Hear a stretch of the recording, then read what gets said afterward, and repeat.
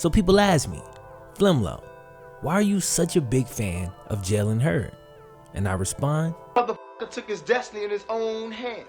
With that said, I'm a little bit scared that Jalen's masterful plan might not work out. Now, I've already made a video discussing Jalen's high school recruitment, his time in Tennessee, etc. In today's video, I want to take a little bit of a deeper dive into a few different things.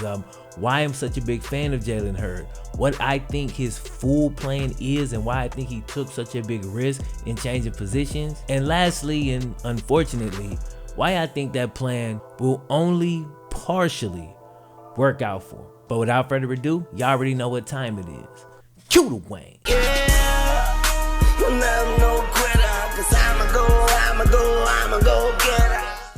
If you happen to be a fan of the 49ers or any of the teams that are on their schedule this year, maybe you want to go check out Jalen Hurd in person. If so, you should utilize today's video sponsor, SeatGeek. Now, SeatGeek is one of the OG sponsors on the channel, but in case you're unfamiliar with the app, here's what it is in a nutshell. They aggregate tickets from all over the internet, putting them in one place, simplifying your buying experience. They have tickets to not only all the sporting events, but any live event, including music concerts and things like that. They grade each ticket on the scale from 1 to 10. That way you can assess the value of each deal at a glance. Now, if you want to download the SeatGeek app, all you gotta do, click the link in the description, and don't forget to use my code FlemLo for $20 off your first purchase. Let's get it. If you pay attention to the players or even musicians or entrepreneurs that I truly become a fan of, like for instance, anyone who makes my wall of influence that I'm still building, it's never because they're the biggest, best, or most talented, or the most popular. While they might sometimes fit into some of those categories, for me to truly become a fan, there's gotta be something about their character that I connect with. That's not to say they're perfect or anything ridiculous like that. I just recognize something in them that I see in myself, or I'll see a trait that I admire and wish to cultivate. That's why I rock with Jalen Hurd. Dude had it made as a running back. He was close to becoming Tennessee's all-time leading rusher, but that wasn't the path he felt his body could stand up to in the long run. When Jalen was at Tennessee, he was used as a bell cow back at first, then used as a power back after Alvin Kamara joined the fray. If he made it through college without serious injury, he feared that he would be used the exact same way in the NFL, which he would have, and based on how his body felt as a college kid, he knew he wouldn't last even past his first contract. And he probably didn't think about it this far, but if he did, they would have just franchise tagged him twice and then opted to not re-sign him. We know how this goes. So he made a decision and he gave it all up and got a crazy amount of backlash when he changed positions and schools, all in an attempt to extend his playing career. Now, I'll say it, you gotta be a little bit crazy to have this man's level of self-belief to walk away from being a sure first or second rounder to completely change your team, your body comp, and your position. You gotta be a little bit thrilled. After seeing the season Jalen had at Baylor, it was obvious that he completed the first part of his new journey. And after 1,000 yards, 7 touchdown season at wide receiver, the 6'4", 220-pound Jalen was taken in the 3rd round by the 49ers. Because of his gamble, he'll now have the opportunity to showcase his versatility in the NFL, a privilege that he would most definitely not have been afforded had he not taken that risk. On my debut EP, Influence, that I released earlier this year, I've got a song called Risky Business. It's all about how I had a good paying job but ultimately decided to quit and pursue YouTube full time while supporting my newly made family with my then girlfriend and son. Some of the darkest, hardest days of my life. It's risky business, risky for the millies. If you want this life we living, man, it's risky business. I know you're trying to get it, but the part that you be missing is that it's risky. Oh, risky business, swimming with the killers, and it ain't no better feeling, but it's risky business. Ain't none of this promised to you. Finished getting my hair braided. I just finished shooting the Rutgers video for today. I'm tired, man.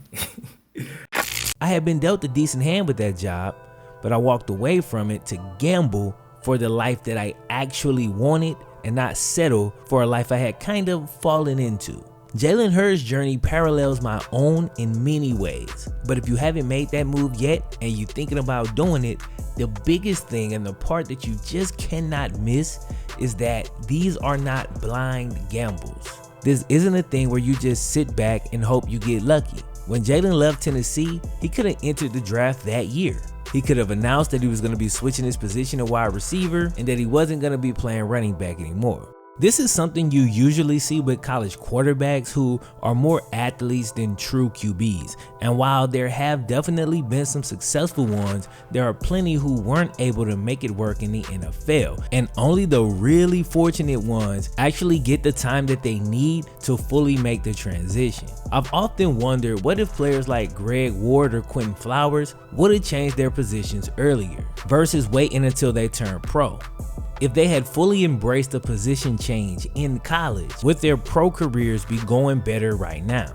Now I know Braxton Miller switched early, but he didn't seem to fully embrace the position right off the bat, probably because he was forced to switch after his shoulder injury. Calculated risk. Jalen decided to transfer, go to another school, sit out a whole year and put in the work, and not the bare minimum. He overdid it. He lost weight and immersed himself in everything wide receiver. He wasn't a running back playing the wide receiver position. He underwent a metamorphosis and became a true wideout. All that work is what shifted the odds in his favor. Once again, hard work was the variable. Jalen's NFL coaches have said he'll begin work with the wide receiver group, but will also likely work an H-back, tight end, and will likely still get a few carries out of the backfield, assuming he's cool with that. He's already said that he was. This brings me to the secondary reason that Jalen made the switch, and while I'm a little bit scared that his plan's not gonna play out perfectly. Wide receivers not only have longer careers than running backs in general, but they also get paid a lot more money too. Todd Gurley, Le'Veon Bell, and David Johnson are the highest paid running backs in the league, all making over $13 million a year. After them, there's a steep drop off in running back paydays. If you're a wide receiver, all you have to do to make top 3 running back money is be a top 15 wide receiver. Hell, the top 23 wide receivers make $10 million or more, and still, only those top 3 running backs make over $10 million a year. So we're talking a huge difference in career earnings as wide receivers play longer and make more bread in general than running backs do. Notice I say in general. I'll probably have to explain that, while somebody will name like 1 or 2 running backs who are the outliers in general. Now, NFL teams are smart, and these dudes been playing a big money game for a long time. So my fear for Jalen is that while he'll start out at wide receiver, over time they'll attempt to list him as an H-back or a tight end. Kyle Shanahan has already been quoted saying, "I think he can do about everything. I think if he would have stayed at running back, I think he would have gotten drafted as an NFL running back. Today, he got drafted as an NFL wide receiver. Kind of. I believe if he tried to play tight end, he would have gotten drafted as an NFL tight end. That's a pretty unique thing to have. I don't remember being able to say that about any player I've studied before, so it's neat to be able to do that, and he can help us out in a lot of different ways." So again, while it's dope that he's going to be able to show off his versatility, I just hope that he's listed and treated as a wide receiver. If over time they attempt to list him as an H-back or a tight end, when it's time for his second contract, they'll be able to slide him for much cheaper than a wide receiver while getting the same production. Again, it wouldn't be the worst thing in the world. He'd still get half of the rewards that he was looking for when he made the switch. The half that he'd get would be some increased longevity, but he'd still end up being paid closer to what a running back would be paid anyway. Based on just watching dude's interviews and kind of seeing how he moves, I'm pretty sure he's 100% aware of this, but he's smartly just saying all the right things right now. I mean, he's a rookie coming in. He's saying he's open to play any position the coach has put him at, and he should be because he hasn't done anything. What I'm talking about is something that we'll look for a few years down the road.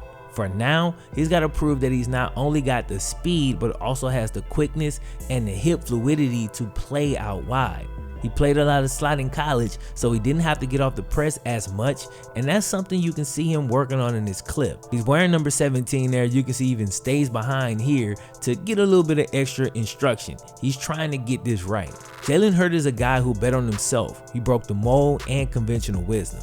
And because of that, I'll always be a fan. Can't wait to see how his career plays out, and I hope that my fears are completely unfounded and everything works out in his career, even though he got drafted by the wrong team.